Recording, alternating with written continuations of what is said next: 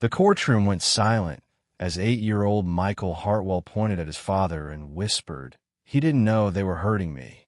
But Billionaire tech CEO Jonathan Hartwell, founder of Apex Neural Systems, Forbes Top 10, TED speaker on the future of AI, had no idea his housekeeper had been recording everything for 6 months. Victoria Ashford, pharmaceutical heiress in a crimson Valentino suit, gripped the prosecution table. Her knuckles were white.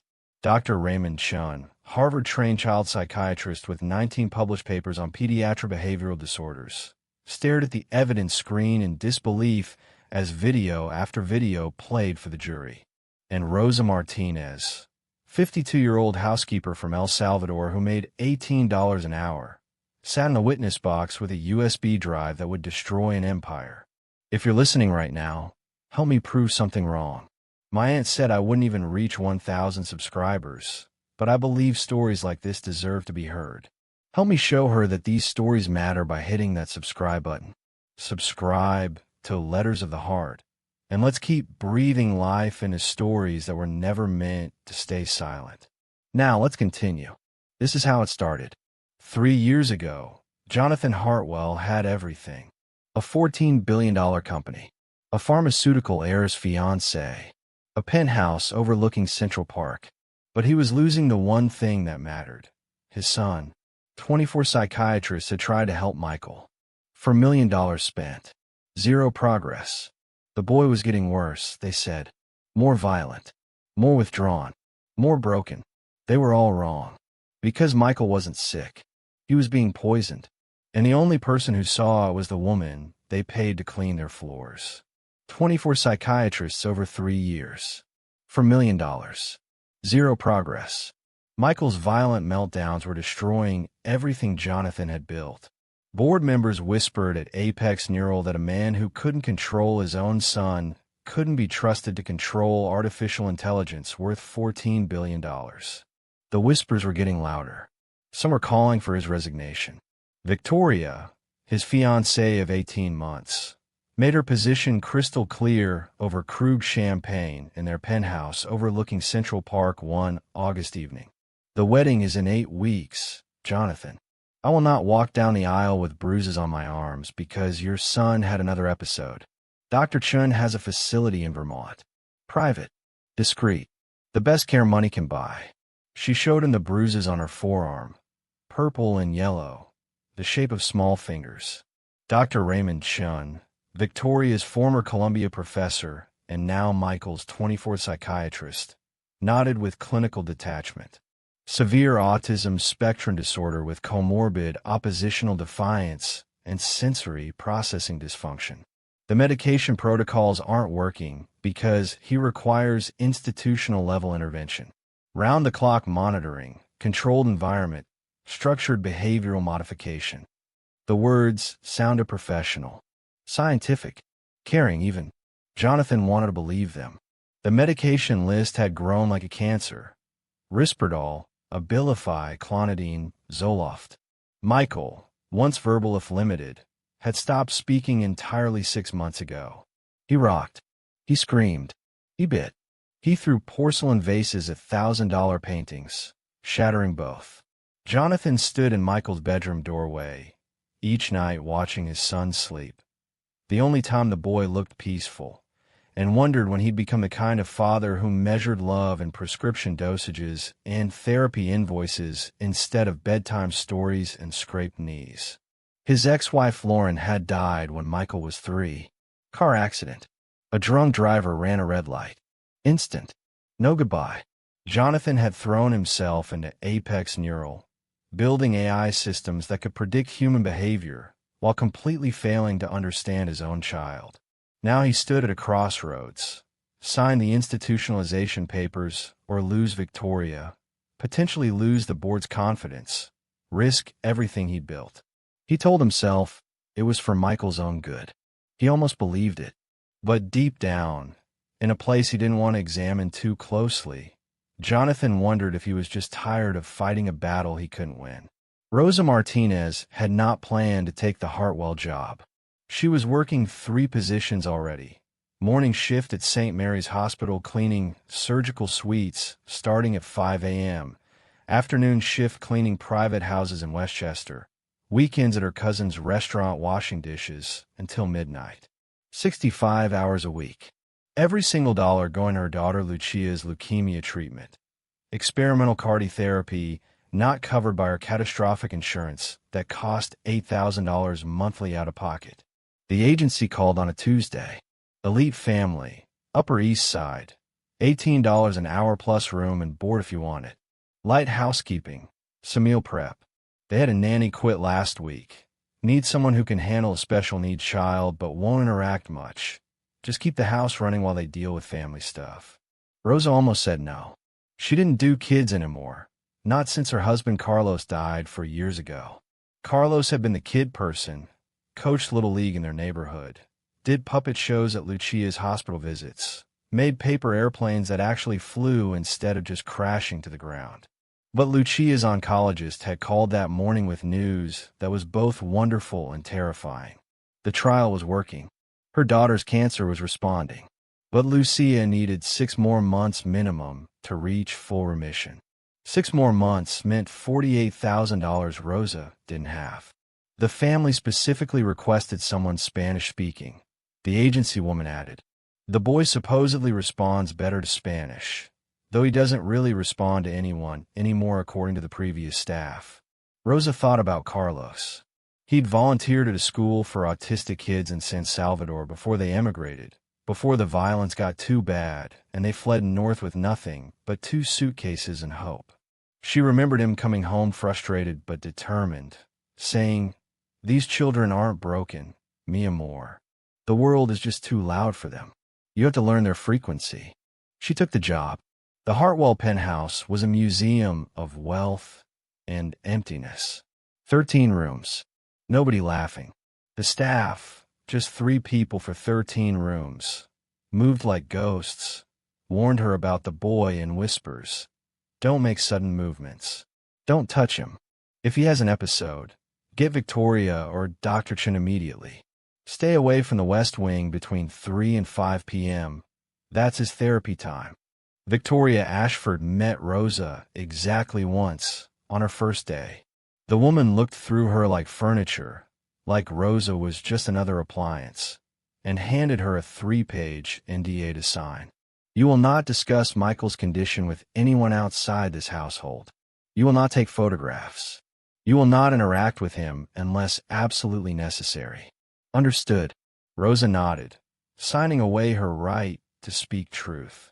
She needed the money. Lucia needed to live. She met Michael on her second day. What she saw would change everything. The pantry, 2:30 p.m.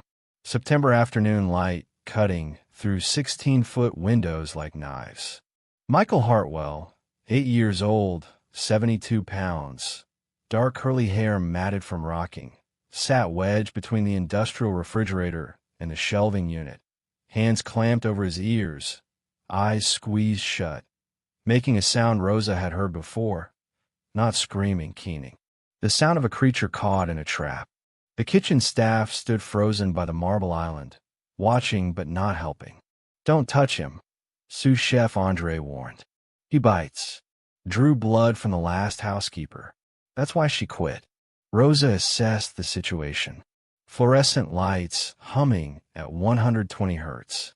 Refrigerator compressor cycling on and off. Ice maker dropping cubes.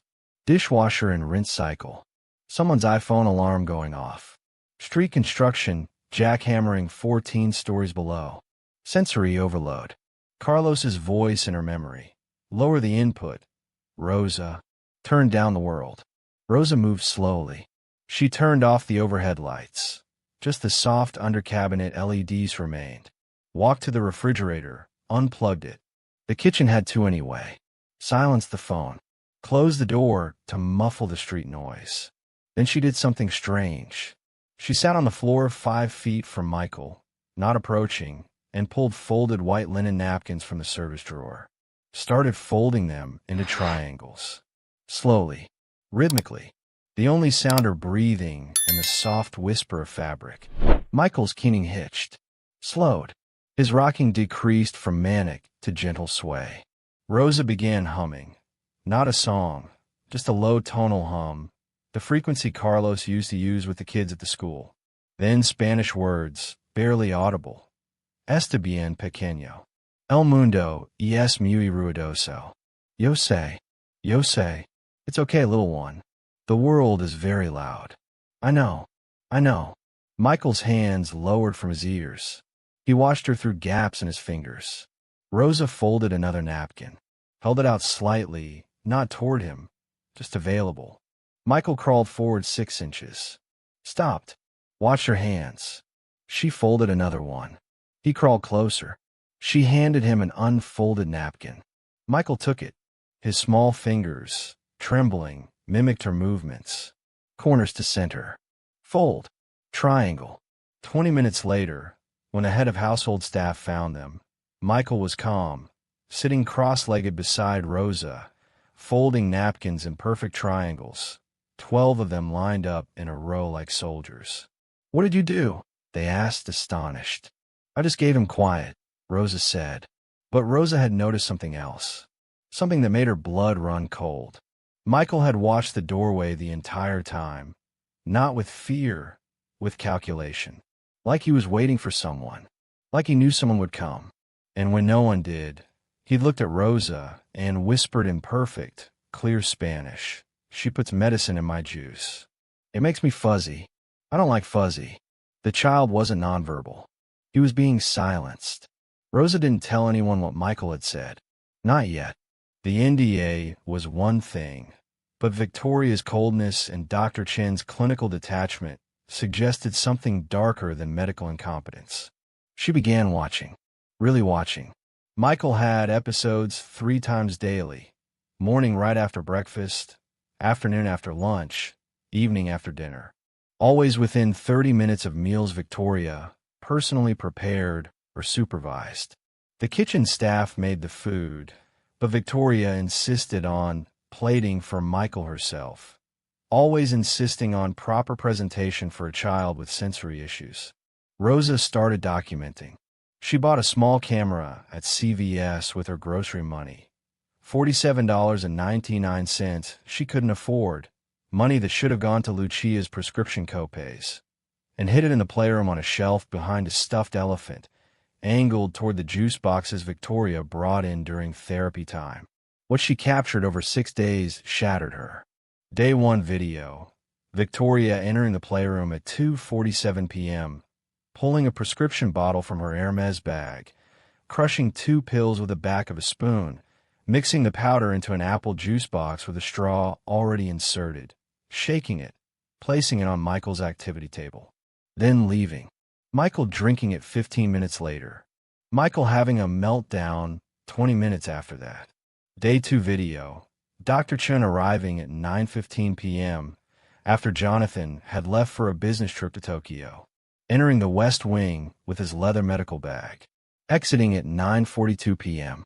The audio was muffled but clear enough. Double the Risperdal. Keep him sedated through the evaluation next week. We need him non-responsive for the commitment paperwork. Day 3 video. Michael speaking to Rosa in fluent Spanish while they folded laundry in the service room, discussing SpaceX rockets, explaining prime numbers, asking why the medicine makes shapes in my head that won't go away. The boy wasn't nonverbal. He was being drugged into silence. Day 4 video. Victoria on the phone in the library while Rosa cleaned, invisible as furniture. "Daddy, the facility is confirmed. Once Jonathan signs the papers, I'll have medical power of attorney as stepmother. The trust fund transfers to my control if Michael is declared incompetent. Dr. Chen estimates $12 million annually in pharmaceutical research funding from our trials if we have a long-term subject with Jonathan's genetic profile and insurance coverage. It's perfect." Rosa's hands froze on the bookshelf she was dusting. Medical power of attorney. Trust fund. Research funding. This wasn't about Michael's health. This was about money. Day 5 discovery. Rosa found prescription bottles in Victoria's bathroom while cleaning. The labels didn't match Michael's official chart on Dr. Chen's clipboard that she'd glimpsed in his office. She photographed them with shaking hands. Chlorpromazine, 200 milligrams. Not prescribed. Haloperidol, 10 milligrams. Not prescribed. Lorazepam, 4 milligrams. 4 times the official dose for an adult, let alone a 72-pound child. Day 6 revelation. Rosa cross-referenced the pill shapes on drugs.com using the library computer. She couldn't risk using her phone. Victoria had mentioned having security monitoring on the household Wi-Fi. Michael wasn't on autism medication. He was on antipsychotics designed for schizophrenia and violent psychiatric patients. Adult dosages. For a child who weighed 72 pounds. They were poisoning him. Rosa dug deeper, using the library computer during her lunch breaks. She found Ashford Pharmaceuticals, Victoria's family company, developing a new pediatric psychiatric medication. Clinical trials requiring treatment-resistant autism patients. $470 million invested. FDA approval pending. Requires 18-month data from minimum 50 subjects. She found Michael's medical file, glimpsed on Dr. Chen's laptop when he left it open during a house visit. Subject 23. Trial payment to Dr. Chen's Research Foundation for $0.7 million over 3 years. Insurance billing to Jonathan for specialized autism treatment for $0.1 million over 3 years. Actual medication cost, according to the pharmaceutical database, $347 monthly. The math was sickening. They were billing Jonathan millions while using Michael as a free test subject and getting paid by Victoria's family to falsify autism diagnoses industry-wide. Rosa sat in her small room in the service wing that night, USB drive in her palm, daughter's latest hospital photo on her phone. Lucia smiling, bald from chemo but alive. Alive because of the trial Dr. Chen controlled. She knew she had evidence. She also knew the cost of using it. Dr. Chen controlled Lucia's leukemia trial access through his hospital network. One phone call and Lucia would be removed from the program. Dead within 6 months. NDA violation meant a lawsuit that would bankrupt her, possibly deportation risk. She was legal, but her extended family wasn't. Victoria's father was Senator Ashford, chair of the Judiciary Committee. He owned judges, owned media outlets, owned the system. Save Michael, kill Lucia. Stay silent, save Lucia, condemn Michael to a pharmaceutical prison. Rosa sat there for an hour, phone in one hand, USB drive in the other. Then her phone rang. Lucia. Mommy. When is Papa Carlos's birthday again? Rosa's throat tightened. September 14th. Mi vida. What? I'm doing a project about family heroes for school. What made him a hero? Rosa closed her eyes. Carlos's face, smiling, covered in dirt from the Little League field. He helped people even when it was hard, even when it cost him something. Did it cost him a lot? Sometimes everything. But he did it anyway. Always, baby. Always. Then he was really brave. Silence stretched between them across the phone line. Mommy, would Papa want me to be brave too? Rosa's hand shook. Carlos, I don't know if I can do this. But she heard his voice, clear as if he were sitting beside her. You already know, mi amor. You just don't want to pay the price. Yes, Lucia. He'd want us both to be brave. They talked for another 10 minutes about school, about Lucia's latest blood counts, improving, thank God, about the paper airplane contest Lucia wanted to enter using Carlos's design. When Rosa hung up, she knew what she had to do. She made 3 copies of everything. 1 USB drive for the police. 1 hidden in Lucia's hospital room, taped behind a framed photo of Carlos that Lucia kept by her bed. 1 mailed to Jonathan's office. Not his home. Victoria screened all the mail there, with a note. Open this alone. Your son is being poisoned. I have proof. Rosa Martinez. Then she did something dangerous. She started talking to Michael in Spanish during their quiet time, asking him questions, recording his responses on her phone's voice memo app. She had to document that he was coherent, intelligent, not autistic. She had to prove they were lying. Michael's testimony, translated from Spanish, broke her heart. "I'm not sick, Rosa. I just see numbers everywhere, and sounds have colors, and people are so loud. Dr. Chun says I'm broken. Victoria says I'm expensive. Daddy says he loves me, but his eyes look tired, and I think I make him sad. The medicine makes me sleep standing up. Makes words get stuck in my throat. Makes me forget how to be Michael. I know I'm Michael, but sometimes the medicine makes me forget what that means.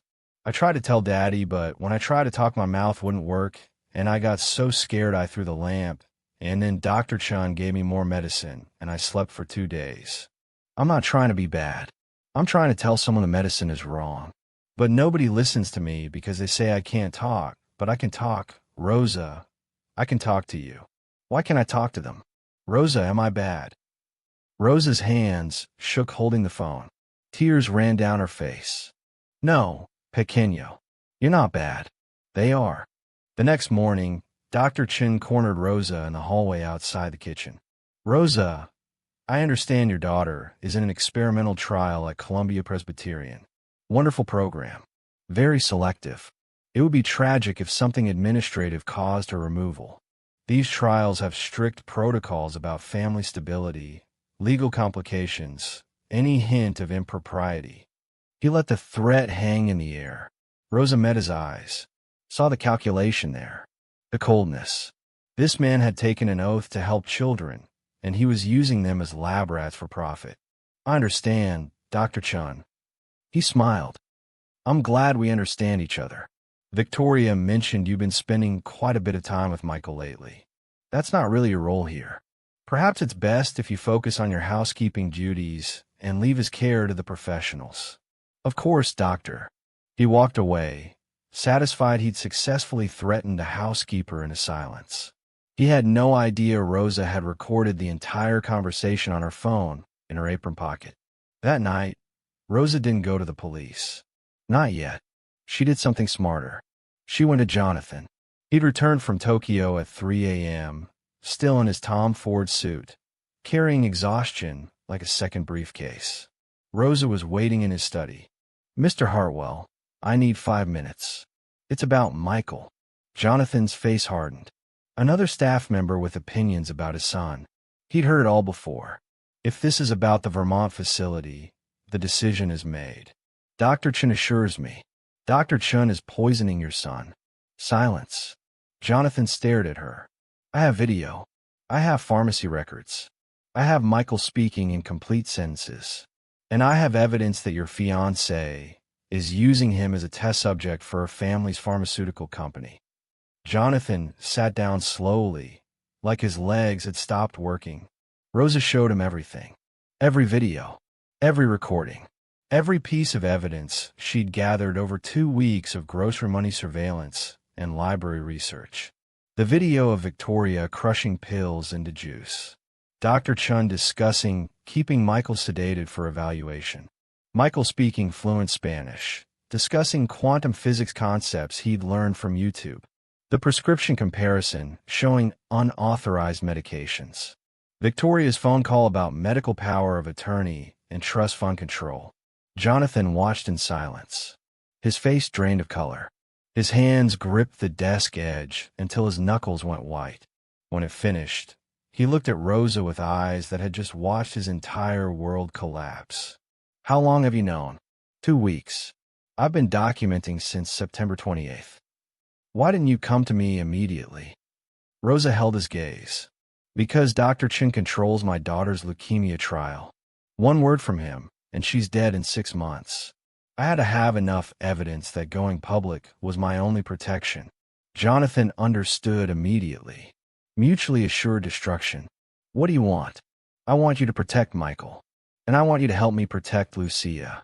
Dr. Chun threatened me yesterday. If I go to the police alone, he'll kill my daughter before the investigation even starts. Before we go further, I need you to understand something. What Rosa is about to do will either save a child or destroy her family. If you've ever faced an impossible choice, where doing the right thing costs you everything you love. Hit that subscribe button right now. Because this story is about to show you what real courage looks like. Not the Hollywood kind. The kind where you stand in a police station with evidence that will ruin you, and you do it anyway. Drop a comment. Would you sacrifice your child to save someone else's? I need to know if you understand what Rosa is facing.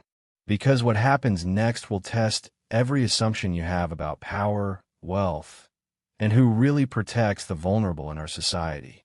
Jonathan Hartwell was about to learn that sometimes the person making $18 an hour sees what Harvard-trained doctors refuse to. Now let's see if she can find a third option no one else sees. Jonathan stood at the window overlooking Central Park, his reflection in the glass looking like a stranger. Dawn was breaking over the city, painting the sky in shades of orange and pink that seemed obscene given what he'd just learned. I trusted him, Jonathan said, his voice hollow. I trusted her. I've been drugging my son for 3 years based on false diagnoses his voice cracked, while they used him as a lab rat. You didn't know, Rosa said quietly. I should have known. The rage exploded. Jonathan's fist slammed into the wall beside the window.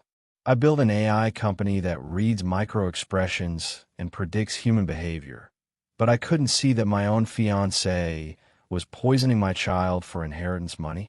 What kind of father am I? The kind who is grieving, Rosa said firmly.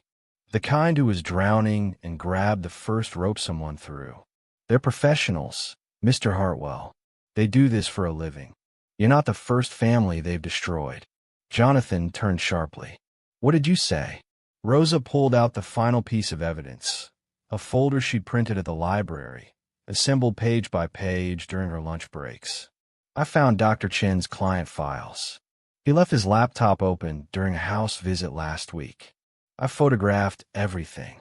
She handed him the folder. Your family 47. He's been doing this for 12 years. 46 other children institutionalized on false diagnoses. 46 families paying millions while he collects pharmaceutical kickbacks, and Victoria's family gets free clinical trial subjects. Jonathan opened the folder. His hand shook as he read. Family 12, Senator's daughter, diagnosed bipolar at age 7, institutionalized 2019. Current status, ward of the state. Trust fund, controlled by stepmother. Family 23, tech CEO's twin sons, diagnosed schizophrenic at age 9, institutionalized 2021. Current status, still institutionalized. Trust fund, controlled by father's new wife. Family 31, hedge fund manager's daughter, diagnosed autism at age 5, institutionalized 2022. Current status, nonverbal, heavily medicated.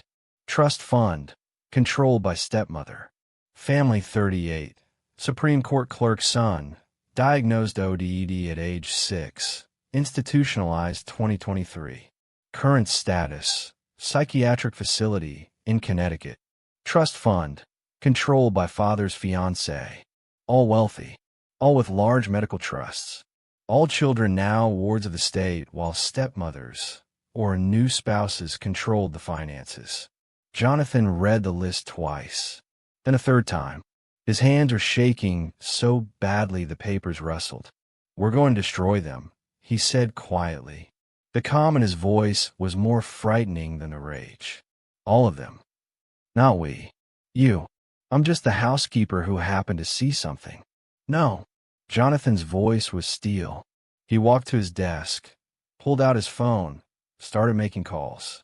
You're the woman who saved my son when 24 psychiatrists failed. You're the witness who risked everything to document the truth. And you're under my protection now, which means Dr. Chun touches your daughter and he answers to every lawyer I can afford. Rosa felt tears sting her eyes. Mr. Hartwell, Jonathan, and we're going to do this right. Strategic, legal, permanent. He spent the next hour on the phone. Rosa watched as Jonathan Hartwell, Forbes' top 10 CEO, TED speaker, artificial intelligence pioneer, transformed into something else entirely. a father with nothing left to lose. First call is head of security. I need private investigators. The best you have. I need them to find 46 families.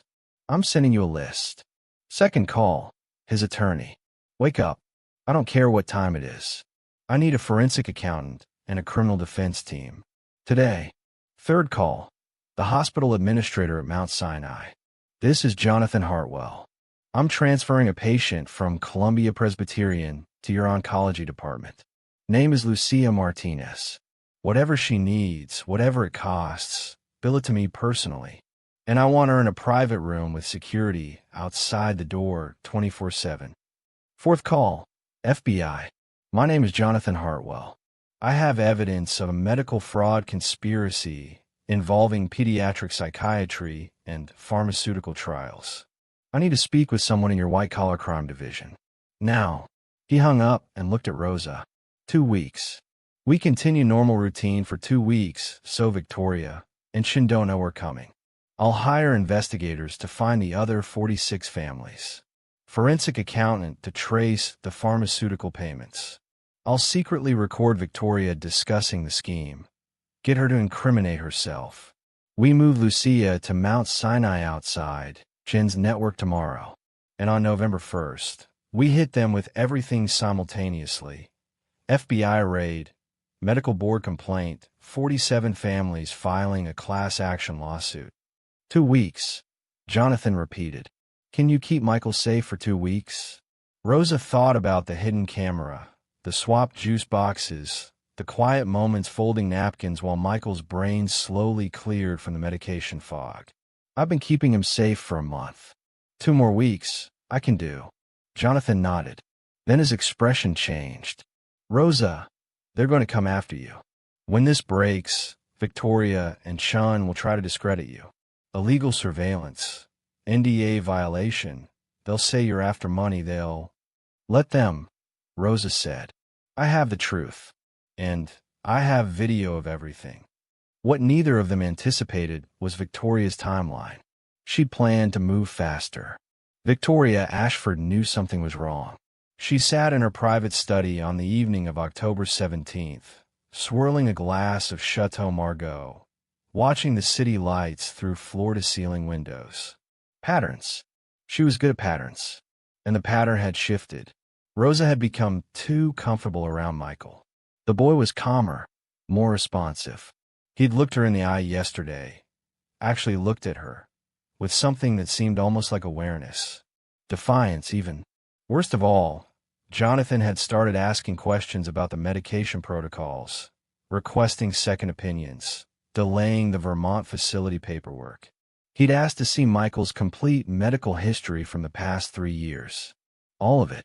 On October 18th, Victoria made a decision. She accelerated the plan. Dr. Chin arrived at 11:30 p.m., using the private elevator so the doorman wouldn't log his visit. Victoria had already swept the study for recording devices, a habit from her father's political career, and poured them both wine. He's stalling, Victoria said without preamble. The facility called today. Jonathan hasn't signed the commitment papers. He's requesting Michael's complete medical history. Dr. Chin's expression remained clinical, but his fingers tightened on the wine glass. That's concerning. Does he suspect? I don't know. But that housekeeper, the Spanish one, she's always around Michael now. I've seen them together in the playroom. The boy actually smiles at her. Smiles, Raymond. He hasn't smiled in 6 months. Fire her. Jonathan hired her directly. Last week he asked me how she was working out. Said she seemed good with Michael. If I fire her now, he'll ask why. Silence stretched between them. Victoria could see Chin calculating, running probabilities the way he ran clinical trials. We move the timeline up, Dr. Chin decided. The evaluation is scheduled for November 1st. We conduct it October 25th instead. I'll cite escalating behavioral concerns and recommend immediate institutionalization. Emergency psychiatric hold. Once he's committed, Jonathan can't reverse it without a court order, which takes months. By then you're married. You have medical power of attorney, and the trust transfers automatically. What about the housekeeper? I'll handle her. Dr. Chin pulled out his phone, scrolled through contacts. What's her daughter's name? Lucia. Leukemia patient at Columbia Presbyterian. I know the trial administrator. One call, citing caregiver instability, and the child is removed from the program. The housekeeper will be too busy arranging hospice care to worry about Michael. Victoria smiled for the first time that evening. You're efficient, Raymond. I'm practical. We have 47 successful cases. Michael Hartwell will be 48. What they didn't know was that Rosa was in the adjacent room, cleaning the air return vent. Her hidden camera in the study caught every word. Rosa's hands shook as she listened. She'd installed the camera 3 days ago, hidden behind a row of leather-bound books Victoria never touched. Now she watched through the tiny screen as two people casually discussed murdering her daughter to protect their scheme. The moment they left, Rosa pulled out her phone. Texted Jonathan. They know. Moving timeline up. October 25th. Jonathan's reply came 60 seconds later. I'll handle it. Keep Michael away from them tomorrow. But October 19th brought a complication no one predicted. Michael's breakthrough. That morning, without medication for the first time in 6 weeks, Rosa had been swapping his juice for clean apple juice, pouring the drug juice down the drain. Michael Hartwell woke up clear-headed. His brain felt different, sharper. The constant fog that made thinking feel like walking through mud was gone. He could see individual dust motes in the sunlight, could hear distinct sounds instead of overwhelming noise soup, could think in complete sentences. He walked into the kitchen where Victoria was having her morning coffee, reading the Financial Times. And he spoke, in English, clearly. I know what you're doing. Victoria froze, coffee cup halfway to her lips. Her eyes snapped to Michael with laser focus. I'm 8, not stupid. I see the pills you put in my juice. I hear you and Dr. Chin talking when you think I'm asleep. You want my trust fund. Victoria's mask slipped for exactly 1 second. Pure rage crossed her face, then snapped back to concerned stepmother. Michael, sweetheart, you're confused. The medication sometimes causes paranoia. I'm not paranoid. I have eidetic memory. I remember every conversation, every pill, every time you told Daddy I was getting worse when I was really just drugged unconscious. He pulled a small notebook from his pajama pocket. Rosa had given it to him to draw in, to practice his fine motor skills.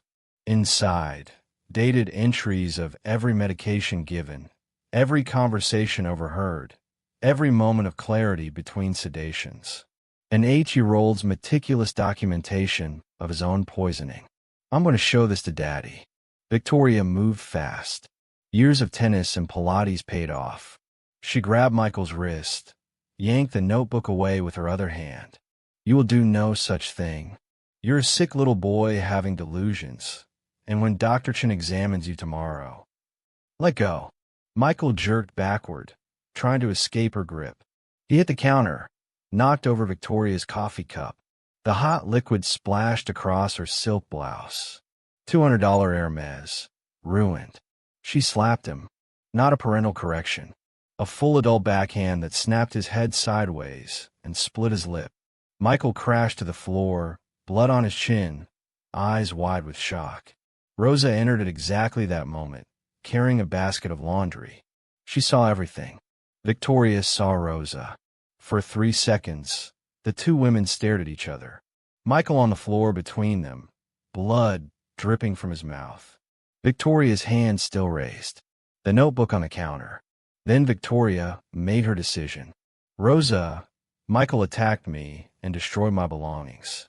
You saw it. You'll testify to Dr. Chan that his violent behavior has escalated and requires immediate intervention. Rosa looked at Michael bleeding on the floor. An 8-year-old child who weighed 72 pounds. Looked at Victoria's cold, calculating eyes. A woman who'd just struck a child hard enough to draw blood. And said the words that ended any chance of peaceful resolution. No, I won't. And I have video of you hitting him. Victoria's face went white. You've been recording in my home? Your home. Jonathan's son. And yes, everything. The pills. The phone calls. The conversations with Dr. Chun. All of it. You signed an NDA. NDAs don't protect criminal activity. I called a lawyer. It wasn't true. Rosa hadn't called anyone yet. But the bluff worked. Victoria's hand went to her phone. Her fingers were shaking with rage. Raymond, we have a problem. The housekeeper knows everything. We need to move now. Within 30 minutes, Dr. Chun arrived with 2 orderlies from a private psychiatric transport service. They wore medical uniforms, carried clipboards, had the official appearance of legitimate medical intervention. Michael Hartwell is experiencing an acute psychotic episode, Dr. Chun announced to Rosa, his voice dripping with clinical authority. I'm invoking my medical authority for an emergency psychiatric hold. He'll be evaluated at Brookhaven Psychiatric Facility pending commitment proceedings. Rosa stood between them and Michael. Over my dead body. Stop. Right here. This is the moment everything breaks. Rosa has no legal authority. No lawyers. No power. Just a housekeeper standing between a terrified 8-year-old and people with badges and medical degrees and enough money to bury her. If you've ever felt completely powerless but refused to move anyway, subscribe right now. Because what happens in the next 15 minutes will either restore your faith in the system or break your heart completely. Comment below, what would you do in Rosa's position? Would you physically fight? Call 911. Step aside. Tell me. Because Rosa has 5 seconds to decide, and her choice will determine whether Michael Hartwell becomes family number 48, or the case that brings down an empire. Here we go. Rosa didn't move. Mr. Hartwell is his legal guardian. You need his permission for any medical transport. Dr. Chen's smile was patient, condescending. The smile of a man who'd done this 47 times before and knew exactly how it would end. Mr. Hartwell granted me full medical authority in the event of psychiatric emergencies. It's in the treatment contract he signed 3 years ago. Would you like to see it? He produced a document from his leather briefcase. Jonathan's signature at the bottom, dated 2021, granting Dr. Raymond Chun, MD, PhD, the authority to make emergency psychiatric decisions for Michael Hartwell in situations deemed imminently dangerous to self or others. The contract Jonathan had signed when he was drowning in grief, desperate for someone to help his son. Michael split Victoria's lip. Dr. Chin said calmly, gesturing to Victoria who stood in the doorway, holding a tissue to her mouth. Unprovoked attack. That constitutes danger to others. The law is clear. He didn't attack her. She hit him. I have it on video. Video you obtained through illegal surveillance in violation of a signed NDA. Inadmissible in any court. Now step aside, or I'll have you charged with interfering with emergency medical treatment. That's a felony, Ms. Martinez. The orderlies moved forward. Large men, trained in patient restraint, faces blank and professional. Michael, behind Rosa, grabbed her hand, whispered in Spanish, "Don't let them take me. Rosa, please. They'll make me fuzzy forever. I don't want to be fuzzy forever." Rosa made a split-second decision. She pulled out her phone, hit record, held it up so everyone could see the screen. This is Rosa Martinez, October 19th, 2024, 10:47 a.m. I am witnessing Dr. Raymond Chin attempt to forcibly remove Michael Hartwell from his home without parental consent. Michael shows no signs of psychosis. He is calm, coherent, and afraid. He has a split lip because Victoria Ashford struck him, which I witnessed directly. I am live streaming this to Jonathan Hartwell's personal phone and to cloud storage. If anything happens to Michael or to me, this video is evidence. She wasn't actually streaming. She didn't know how. But her voice was steady and the bluff worked. Dr. Chin hesitated. His clinical mask flickered. Then Victoria's voice, cold as January ice. "Turn off the phone, Rosa, or I make one call and Lucia Martinez, is removed from her leukemia trial today. Your daughter will be dead by April. Is Michael Hartwell worth Lucia's life? The phone in Rosa's hand trembled. Michael felt her hand shake. He looked up at her with 8-year-old eyes that had seen too much, understood too much. It's okay, Rosa, he whispered in Spanish. You have to save Lucia. I understand. I don't want your daughter to die because of me. And God help her. Rosa almost let them take him. Almost. She thought about Lucia, about Carlos, about the choice between two children, one her daughter, one a stranger's son. Then she heard Carlos's voice, clear as if he were standing next to her. Some children can't save themselves, mi amor. That's why God gives them people like you. Rosa raised the phone higher. Her hand stopped shaking. Do it, she told Victoria, meeting her eyes. Make your call. Kill my daughter. But this video is already uploaded to 3 locations, including Jonathan's private attorney. You take Michael, you'll be arrested before you reach the elevator. So go ahead, Victoria. We'll see who loses more. Another bluff. The video was recorded to her phone only. No cloud, no attorney. But her voice didn't shake. Her eyes didn't waver. The standoff held for 15 seconds that felt like hours. Then the penthouse door burst open. Jonathan Hartwell, flanked by 2 NYPD detectives and an FBI agent, walked in holding a warrant. Nobody touches my son. FBI Special Agent Monica Torres held up her badge. Dr. Raymond Chun, Victoria Ashford, you're both under arrest for conspiracy to commit medical fraud, child endangerment, and racketeering under the RICO Act. You have the right to remain silent. Anything you say can and will be used against you in a court of law. Victoria lunged for Jonathan, her composure shattering completely. You bastard. We had a plan. Your company needed my family's political connections. The Apex Neural IPO was going to make us both billionaires. You poisoned my child for 3 years. Jonathan's voice was arctic. He didn't even look at her. There is no amount of political capital worth that. Dr. Chin remained calm, his clinical training holding. You have no case, Mr. Hartwell. Michael's diagnosis is supported by 23 other psychiatric evaluations from respected colleagues. From doctors you referred him to, Agent Torres interrupted, pulling out a second warrant. All part of your network. We've been investigating you for 16 months, Doctor. Rosa Martinez's evidence gave us probable cause for warrants. We've seized your client files, your pharmaceutical payment records, and communications with 47 families. You've been running a medical kidnapping ring disguised as psychiatric care. Dr. Chin's clinical mask cracked. Just slightly. You can't prove. We have a cooperating witness.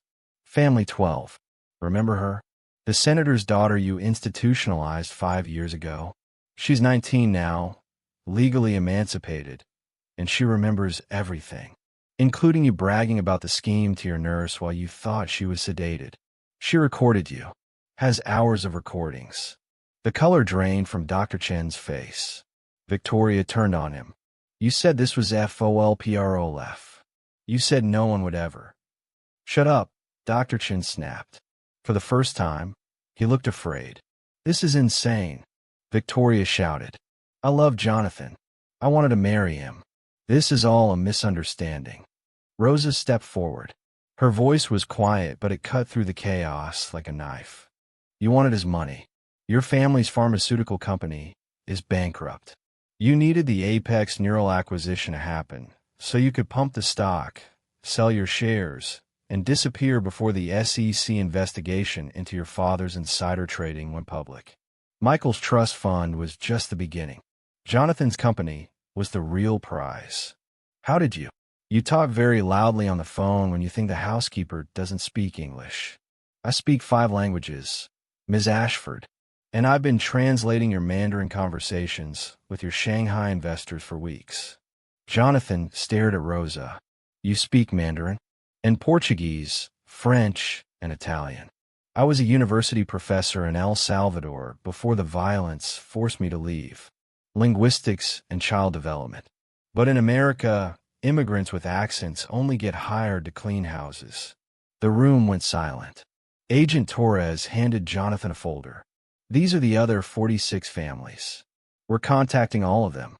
This case is going to trial as a federal RICO prosecution. Both defendants are looking at 25 years minimum. Dr. Chen will likely die in prison. A pediatrician from Columbia Presbyterian, not connected to Dr. Chen's network, examined Michael on site while the arrest proceeded. Blood draw results came back within the hour. Chlorpromazine, haloperidol, lorazepam. None prescribed, all at dangerous levels for an adult, let alone child. Neurological examination showed perfect cognitive function, no signs of autism spectrum disorder, possible mild sensory processing sensitivity, but well within normal variation. The psychiatric evaluation concluded, Michael Hartwell displays no symptoms of autism, psychosis, or behavioral disorder. He shows signs of chronic medication toxicity and PTSD from medical abuse. Recommend immediate cessation of all psychiatric medications and trauma-informed therapy. Jonathan read the report. Read it twice. Then looked at his son. Really looked at him. For the first time in 3 years. Fell to his knees and sobbed. Michael, I'm so sorry. I'm so sorry. They told me you were sick, and I believed them instead of believing you. Michael, tentative, walked over. Put his small hand on his father's head the way he'd seen Rosa do when comforting people. You didn't know, Daddy. Rosa says sometimes grown-ups make mistakes because bad people are good liars. Jonathan pulled him into a hug. This child he'd almost institutionalized. This son he'd almost lost forever, and wept into his hair. Rosa turned away, giving them privacy. Agent Torres approached her quietly. Ms. Martinez, you're a hero. You know that. I'm a housekeeper who couldn't watch a child be hurt. You brought down a criminal enterprise that's been operating for over a decade. Because of you, 47 families are getting their children back. Children who've been institutionalized for years on false diagnoses. You changed their lives. What happens to Dr. Chen's medical license? Revoked permanently. He'll never practice again. And we're investigating every psychiatrist he referred patients to. This is going to reform pediatric psychiatric care nationwide. The Medical Kidnapping Prevention Act is already being drafted. Rosa nodded, feeling the weight of the past month crash over her. Then she asked the question that had been burning in her chest. And Lucia? My daughter's trial. Dr. Chen can't touch it now. And Mr. Hartwell has already arranged to cover all her treatment costs. Full ride, all expenses for as long as she needs. He's also endowing a scholarship in your name for immigrant medical professionals to get their U.S. credentials recognized. $20 million endowment. Rosa's knees buckled. Agent Torres caught her. You okay? I thought I'd have to choose. Between Michael and Lucia. You didn't choose. You saved both. The trial took 11 months. Dr. Raymond Chun was sentenced to 47 years in federal prison. He'll be 93 when he's eligible for parole. Victoria Ashford pleaded guilty in exchange for testimony against her father and the pharmaceutical executives. She received 25 years. 41 of the 47 children were successfully reunited with families and taken off medications they never needed. 6 children, institutionalized too long, required years of deprogramming, but showed improvement. Ashford Pharmaceuticals collapsed, stock worthless, criminal investigation ongoing. 3 senators resigned over family connections to the scheme. Pediatric psychiatric protocols were reformed nationwide. And Rosa Martinez became the most unlikely whistleblower in medical fraud history. 11 months. That's how long it took for justice. But it happened because one person refused to stay silent when staying silent was safer. If this story changed how you think about courage, about what it means to protect the powerless when you have nothing but truth on your side, subscribe, share this, make it mean something. Also tell me in the comments section, have you ever been the only person who saw the truth everyone else ignored? What did you do? Now let's see what happened to Michael and the woman who saved his life.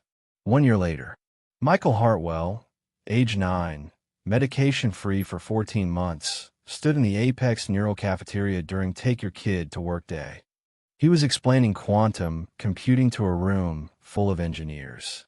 So the thing about qubits, Michael said, his voice clear and confident, is that they can exist in superposition, both 0 and 1 simultaneously, until you measure them. It's like Schrodinger's cat, except instead of a cat that's both alive and dead, it's information that's both true and false until you look at it. The engineers, people with PhDs from MIT and Stanford, people who build artificial intelligence systems for a living, listened in fascinated silence. Jonathan watched from the doorway, throat tight with emotion he didn't bother hiding anymore.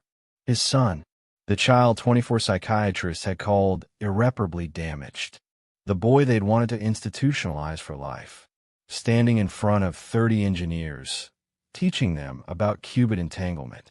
Rosa Martinez, now wearing business casual instead of a housekeeper's uniform, stood beside Jonathan. She traded the cleaning supplies for a leather portfolio and a lanyard that read Director of Family Advocacy. "He's thriving," she said softly. "Because of you. Because you listened. A lot of fathers wouldn't have." Jonathan shook his head. "A lot of fathers would have signed those commitment papers and never looked back. I almost did. If you hadn't," his voice caught. "I was 3 days away from institutionalizing my own son." After the trial, Jonathan had offered Rosa a position she'd never imagined having: Director of Family Advocacy at the newly created Hartwell Foundation for Medical Ethics. Salary, $180,000 a year. Mission, help families navigate psychiatric care, identify medical fraud, support whistleblowers who risk everything to protect children. Staff, 15 people, including 3 attorneys and 2 private investigators. Rosa had cried when he offered it. "I'm not qualified, Mr. Hartwell. I'm a housekeeper. I don't have American credentials. You brought down a criminal empire with a CVS camera and grocery store courage. You documented everything, built an airtight case, risked your daughter's life to save a stranger's child. You're the most qualified person I know." She'd accepted. Now, a year later, the Hartwell Foundation had helped 32 families identify medical fraud, prevented 18 unnecessary institutionalizations, supported 9 whistleblowers who'd witnessed abuse in psychiatric facilities, changed lives. And Lucia, Rosa's daughter, the reason she'd almost stayed silent, was in full remission, cancer-free for 13 months, starting high school, healthy and whole and alive. The trial coverage had brought in donations from across the country. Parents who'd lost children to the system, families who'd been destroyed by corrupt psychiatrists, people who saw Rosa's story and wanted to be part of the solution. The foundation was funded for 10 years. Enough time to change an entire system. Jonathan had transformed too. The man who'd measured worth in market capitalization and board votes now measured it in bedtime stories read, soccer practices attended, conversations had where he actually listened instead of checking his phone. He'd stepped back from the Apex Neural CEO role, moving to chairman position. 3 days a week at the office instead of 7. Home for dinner. Home for homework. Home. The board had threatened to revolt. Jonathan had looked them in the eye during that emergency meeting and said, "Fire me if you want. I already lost my son once to this company. I won't lose him again to your quarterly earnings projections." They didn't fire him. Apex Neural stock actually rose when he announced the family-first leadership model. Turned out investors liked CEOs who weren't sociopaths, who understood that human beings mattered more than profit margins. Who knew? That evening, after Michael's presentation, after the engineers had applauded and asked him question after question about quantum theory and neural networks, Michael sat with Rosa in the Hartwell Foundation office. The sun was setting over the city, painting the walls gold. "Rosa, do you think Dr. Chin thought he was helping?" She considered the question carefully. Carlos had taught her, never lie to children, but always give them hope. I think Dr. Chin stopped seeing children as people and started seeing them as problems to solve. When that happens, even smart people do terrible things. Like Daddy did. When he believed Dr. Chin instead of believing me. Your daddy made a mistake. But he fixed it when he learned the truth. That's different. Ow. Dr. Chin knew the truth and kept lying. Your daddy didn't know the truth and changed everything once he learned it. That's called growth pequeño. Michael nodded, processing this with the same intense focus he'd applied to quantum physics. Then, I want to be a doctor when I grow up. Yeah. Not the medicine kind. The kind that listens to kids and believes them when they say something hurts. Rose's eyes stung with tears she didn't bother hiding. You've got to be amazing at that. Will you help me? When I'm in medical school, I want to learn how to really see people the way you saw me. Always, Michael. Always. Michael's 10th birthday. 1 year after the trial ended. Not at some fancy venue in Manhattan. Not at a country club or a rented event space with ice sculptures and celebrity chefs. At Rose's apartment in Queens. The one Jonathan had helped her buy. 3 bedrooms. Near Lucia's school, with a kitchen that actually had room to cook and windows that let in real sunlight. 15 kids from Michael's new school. Public school, PS 117, his choice. He told Jonathan he wanted to go to school with regular kids who don't have nannies. Rose's extended family crammed into the living room. Cousins, aunts, uncles, 30 people total, speaking Spanish and English and laughing loud enough to annoy the neighbors who didn't care because they were invited too. Jonathan wearing jeans and a t-shirt that said, "World's okayest dad." Michael's gift, chosen specifically because it made his father laugh until he cried. Lucia, 14 now, hair grown back in thick curls, wearing a high school volleyball jersey, teaching Michael's friends how to make paper airplanes. Carlos's design, the ones that actually flew instead of just crashing to the ground. And on the bookshelf, in a place of honor, a framed photograph. Carlos Martinez in his little league coaching uniform, grinning at the camera, covered in dirt and joy. Michael had asked about him once, months ago. Is that Rose's husband who died? Yes, Jonathan had said. He was a good man. I wish I could have met him. Me too, buddy. Now, as Michael blew out 10 candles on a chocolate cake, his favorite, no artificial dyes or preservatives or triggers, Jonathan caught Rose's eye across the room. She raised her cup of horchata in silent toast. He raised his beer. No words needed.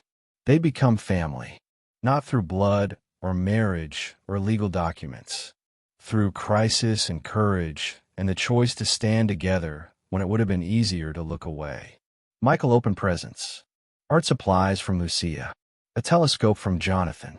A notebook from Rosa with the first page already inscribed. For Michael, who sees what others miss. Keep looking. The party lasted until 9 p.m. Kids running through the apartment, adults arguing about politics and laughing about old stories. Music playing too loud. Life happening in all its messy, beautiful chaos. This was what Jonathan had missed. What he'd traded for board meetings and stock prices and the illusion of control. This was what mattered. 2 years after the trial, Rosa Martinez sat in the gallery of the United States Senate, watching history happen. Family 12's daughter, now 21, legally emancipated, fierce and brilliant and alive, testified before Congress about the Medical Kidnapping Prevention Act. My name is Sarah Mitchell. For 5 years, from age 14 to 19, I was institutionalized in a psychiatric facility based on a false diagnosis of bipolar disorder. Dr. Raymond Chin convinced my father that I was dangerous, that I needed to be locked away for my own good. In reality, I was being used as a test subject for experimental medications. I was being poisoned, and my trust fund was being stolen. The Senate chamber was silent. I'm one of 47 children who were systematically abused by a medical kidnapping ring that operated for 12 years. 47 children whose lives were stolen. 6 of us will never fully recover. But 41 of us are free now. 41 of us got our lives back.